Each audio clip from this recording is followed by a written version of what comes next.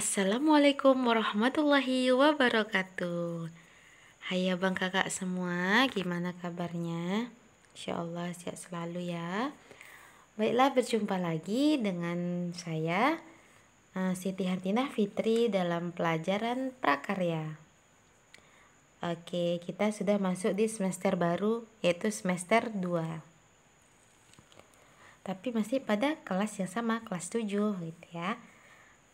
Oke, jadi dikarenakan belum bisanya kita tatap muka, jadi materi kita masih dari online.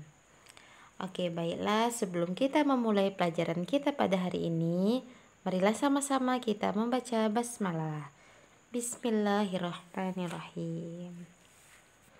Oke, semester baru, pembahasan kita juga baru. Oke, jadi apa pembahasannya? Seperti sudah bisa dilihat pada judul, yaitu tentang pengolahan kertas dan plastik. Oke, ini tidak jauh-jauh nanti ke praktek ya. Oke, jadi sebelum kita praktek, mari kita kenal lebih dekat dulu jenis dan karakteristik kertas. Oke, jadi kertas merupakan contoh hasil karya manusia yang menunjukkan adanya sebuah revolusi. Adanya penemuan kertas telah mengubah peradaban manusia di dunia. Sebelum kertas ditemukan, orang-orang menggunakan tanah lempung yang dibakar untuk tulis-menulis. Namun, tanah lempung tersebut tidak efisien dibandingkan dengan kertas. Oleh karena itu, kertas telah menjadi bentuk revolusi di dunia. Oke, jadi kertas memiliki karakteristik yang unik. Tampilan fisik kertas dapat diubah dengan beragam teknik sesuai dengan jenis kertasnya. Oke, jadi adapun teknik yang digunakan untuk mengubah tampilan fisik kertas yaitu dengan diremas, dilinting, dipotong atau disobek-sobek. Kemudian diberi lem, dijahit dan sebagainya gitu ya. Oke, jadi kita hari ini akan membahas tentang jenis dan karakteristik kertas. Fungsi kertas berdasarkan cara pembuatannya. Oke, jadi ada berbagai macam kertas yang dapat kita temui di sekitar kita, ya kan? Oke, contohnya kertas HVS, kertas double folio, buku kita pun kan itu ada kertasnya gitu. Jadi kita sudah banyak bersinggungan dengan kertas. Kemudian kertas-kertas itu memiliki fungsi yang berbeda-beda sesuai dengan bahan dasar pembuatannya. Yaitu ada kertas yang digunakan sebagai kertas kado, buku tulis, tas kertas, poster, dan sebagainya. Ada pula kertas yang dapat digunakan sebagai bahan dasar pembuatan produk kria. Oke, ini dia jenis kertas dan karakteristik yang akan kita bahas pada hari ini. Yang pertama, kertas kalkir, kemudian kertas duplex, kemudian kertas art, kertas matte, kertas ivory, kertas HVS, kertas Samson, kertas craft, kertas karton gelombang, kertas jasmine, kertas manila, kertas karbon, kertas Concordi, kertas buffalo, dan kertas fancy. Oke, ini dia 15 kertas yang akan kita bahas hari ini gitu ya. Oke, yang pertama ada kertas kalkir. Kertas kalkir biasanya digunakan oleh para desainer untuk merancang desain atau rumah. Jadi kertas kalkir biasanya digunakan untuk merancang desain atau gambar atau sketsa. Jadi hal itu karena kertas kalkir memiliki struktur seperti sebuah kaca bening yang tembus pandang. Dengan demikian, kertas kalkir dapat memudahkan pekerjaan desainer untuk merancang desain atau gambar dibandingkan dengan bahan kertas lainnya. Oke, selanjutnya kertas duplex atau quilted paper. Kertas duplex sering digunakan untuk kotak makanan, kotak berbagai macam produk, label produk, dan sebagainya. Jadi kertas daplek ini memiliki karakteristik yang berbeda dari jenis kertas lainnya. Kenapa? Karena kertas daplek memiliki dua sisi yang berbeda. Sisi kertas duplek bagian depan berwarna putih, sedangkan sisi bagian belakang berwarna abu-abu. Namun, ada pula kertas duplek yang kedua sisinya berwarna putih. Kertas duplek dengan kedua sisi berwarna putih disebut dengan kertas duplek putih atau quoted whiteboard paper. Oke, bisa kita lihat kan yang pada contohin tadi kayak kotak makanan. Kan ada tuh kalau kita pesan-pesan makanan dari restoran, ada kotaknya itu kan. Nah, seperti itulah contoh dari kertas duplek. Oke, selanjutnya kita masuk ke kertas art. Kertas art biasanya digunakan di percetakan dengan mesin offset dan print digital. Jenis kertas art yaitu ada art paper dan art karton. Jadi kertas art memiliki permukaan yang berkilau dan dapat ditambahkan laminating doff, laminating glossy, dan cetak UV atau ultra vernis. Oke, jadi tadi ada dua, yaitu art paper dan art karton. Art paper memiliki ketebalan mulai dari 100 gram sampai dengan 150 gram. Art paper digunakan sebagai bahan untuk mencetak poster, kalender dinding, poster, brosur, dan sebagainya. Sedangkan yang art karton yaitu memiliki ketebalan mulai dari 180 gram sampai dengan 400 gram. Art karton digunakan untuk mencetak kartu nama, katalog, kalender, dan sebagainya. Oke, jadi art karton lebih tebal daripada art paper. Oke, selanjutnya kertas matte. Kertas matte memiliki bentuk yang serupa dengan art paper, namun kertas matte tidak memiliki permukaan yang berkilau. Kertas matte memiliki daya serap tinta yang tinggi daripada art paper. Makanya kertas matte cocok untuk jenis cetakan yang membuat banyak warna seperti majalah.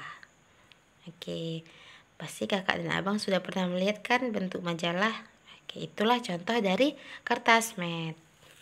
Oke, selanjutnya kertas ivory. Kertas ivory digunakan untuk paper bag, label harga, kotak kemasan kosmetik, dan sebagainya. Yang mana kertas ivory merupakan kertas yang memiliki perpaduan antara kertas art dengan kertas matte. Hal itu karena kertas ivory memiliki permukaan yang mengkilap pada salah satu bagian permukaannya. Sementara itu, bagian permukaan lainnya tidak mengkilap seperti pada permukaan kertas matte. Itu dia kertas ivory.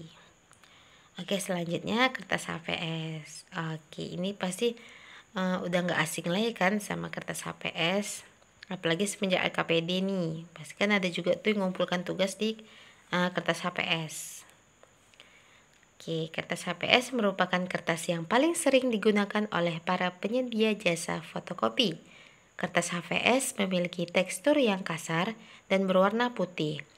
Kertas HVS sering digunakan untuk mencetak dokumen, kop surat, isi buku tulis, dan sebagainya.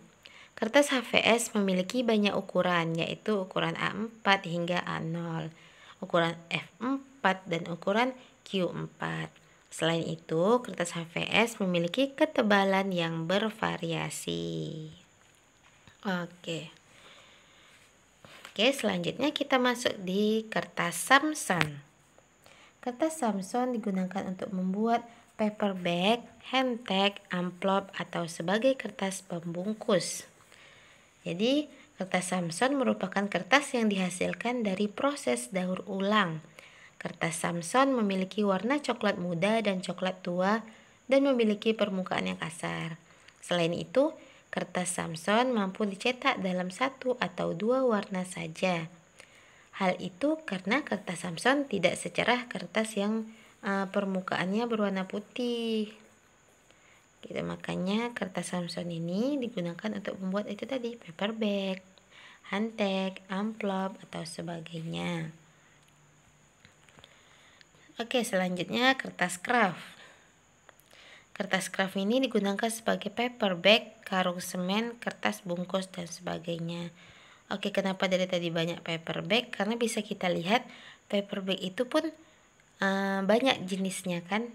Banyak juga jenis kertas-kertasnya. Ada yang licin, ada yang kesat gitu. Itulah yang membedakannya ya. Oke, kertas kraft merupakan kertas yang terbuat dari bubuk kayu atau pulp dengan proses kimia. Kertas kraft sangat kuat dan memiliki permukaan yang bertekstur. Pada umumnya, kertas kraft berwarna coklat, namun ada pula kertas kraft yang berwarna putih. Kertas kraft yang berwarna putih dihasilkan dari proses pemutihan, bleaching. Oke, jadi produk yang terbuat dari kertas kraft bersifat ramah lingkungan dan harganya relatif murah dibandingkan dengan kertas lainnya. Namun, kertas kraft tidak dapat dicetak dengan banyak warna. Cetakan yang menggunakan kertas kraft hanya dapat menggunakan warna-warna gelap seperti hitam, coklat tua, dan biru tua. Oke, itu dia kertas kraft. Selanjutnya kertas karton gelombang atau KKG atau corrugated paper yang digunakan sebagai wadah pelindung, sarana informasi, sarana promosi, dan sebagainya. Oke, jadi kertas karton gelombang atau corrugated paper digunakan pertama kali pada pertengahan abad ke 29.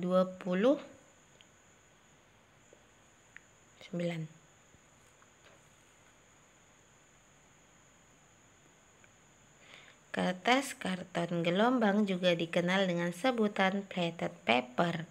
Dalam kehidupan sehari-hari, ada beberapa istilah untuk menyebut kertas karton gelombang. Istilah-istilah tersebut yaitu karton, karton book, dus, kotak, kotak karton, dan kardus. Kertas karton bergelombang memiliki bagian yang bergelombang di bagian tengahnya. Oleh karena itu, kertas ini disebut dengan kertas karton bergelombang. Oke, ini kertasnya emang lebih tebal. Karena itu tadi, gelombang-gelombang yang tadi itu membuat dia menjadi tebal. Oke, pasti abang dan kakak udah pernah lihat kok. Oke, selanjutnya kertas jasmin. Selain digunakan sebagai surat undangan pernikahan, kertas jasmin dapat dijadikan sebagai amplop untuk keperluan kantor. Kertas jasmin biasa digunakan untuk membuat surat undangan pernikahan. Kertas jasmin memiliki tekstur glitter pada permukaannya. Oleh karena itu, kertas jasmin memberikan kesan yang mewah. Kertas jasmin juga tersedia dalam berbagai warna. Oke, itu makanya sering digunakan sebagai surat undangan, khususnya surat undangan pernikahan. Oke, selanjutnya kertas manila. Kertas manila biasa digunakan untuk mencetak kartu nama, buklet, kalender, dan sebagainya. Yang mana kertas manila adalah kertas yang terbuat dari serat manila. Kertas manila memiliki bentuk yang hampir sama dengan kertas gambar. Kertas manila memiliki permukaan yang halus dan tersedia dalam beberapa warna. Nah, itu dia. Selanjutnya, kertas karbon. Kertas karbon masih sering digunakan pada beberapa bank, kantor pos, dan berbagai jasa pelayanan publik. Yang mana kertas karbon adalah kertas yang dilapisi dengan lapisan tinta kering pada salah satu bagian permukaannya. Kertas karbon dapat digunakan untuk membuat salinan naskah. Sebelum ada mesin fotokopi, orang-orang menggunakan kertas karbon untuk mengandalkan suatu tulisan. Kertas karbon diletakkan di antara dua kertas yang akan dicetak tulisan dengan menggunakan mesin ketik. Ketika mulai mengetik pada kertas paling atas, maka tulisan tersebut juga akan tercetak pada kertas yang berada di bawah kertas karbon. Ya, jadi kertas karbon ini kayak mesin fotokopinya zaman dulu gitu. Sebelum ada mesin fotokopi. Tapi ini fotokopi manual gitu ya. Oke, selanjutnya kertas Concorde, yang mana digunakan untuk membuat kop surat, amplop, dan kartu nama. Kertas Concorde memiliki permukaan dengan tekstur yang bergaris dan bergelombang. Kertas Concorde agak lembek, sehingga ketika dilipat maka tekstur pada kertas akan terlihat sedikit patah-patah. Itu dia. Selanjutnya kertas Buffalo. Kertas Buffalo digunakan untuk keperluan menjilid kartu undangan dan sebagainya. Kertas Buffalo memiliki permukaan yang agak kasar dan bercorak. Kertas Buffalo tersedia dalam banyak pilihan warna. Kertas Buffalo digunakan untuk keperluan menjilid tadi. Itu dia ya. Itu biasa ini untuk kalau kita menjilid itu bagian belakangnya. Itulah kertas Buffalo. Yang depannya itu kan bening. Nah, yang bagian belakangnya itu. Oke, selanjutnya yang terakhir kertas fancy. Fancy atau fancy paper dikenal dengan kertas eksklusif. Jadi digunakan untuk membuat kartu undangan. Hal ini karena kertas fancy terlihat mewah serta memiliki beragam warna dan karakteristik. Oke, itu dia jenis-jenis dan karakteristik kertas. Oke, selanjutnya ayo kita mengenal ukuran-ukuran kertas. Oke, mari kita mengenal ukuran-ukuran kertas. Secara internasional, ukuran kertas terdapat beberapa jenis. Apa aja itu? Ya, yang itu ada seri A, B, C, R, dan F. Oke, pertama kita membahas yang seri A. Seri A biasa digunakan di percetakan, perkantoran, dan penerbit. Ukuran besar dari seri A adalah A0. Ukuran A0 memiliki luas setara dengan 1 meter persegi. Selain ukuran A0, ada ukuran A1, A2, A3, A4, dan seterusnya. Oke, jadi kalau pasti Ibu sudah pernah dengar kan, kalau buat tugas nanti ditanya itu kalau mau ke fotokopian, mau pakai kertas apa Kak? A3, A4, A3 ini lebih besar ya. Pokoknya semakin kecil hurufnya, semakin kecil angkanya, semakin besar ukuran kertasnya gitu. Oke, jadi A4 ini itu lebih kecil daripada A3. A4 biasa digunakan untuk biasa fotokopi, ngetik-ngetik, sedangkan A3 ini biasa untuk gambar nih, buku gambar. Oke, berikut ini ukuran kertas seri A tersebut. Oke, bisa dilihat kan ukuran A1 lebih besar. Paling kecil itu ukuran A10. Oke, selanjutnya masuk ke seri B. Kertas seri B biasa digunakan untuk membuat poster dan lukisan dinding. Kertas seri B memiliki ukuran di antara dua buah kertas seri A. Jadi berikut ini ukuran kertas seri B. Oke, sama seperti tadi, semakin kecil angkanya, semakin besar kertas tersebut.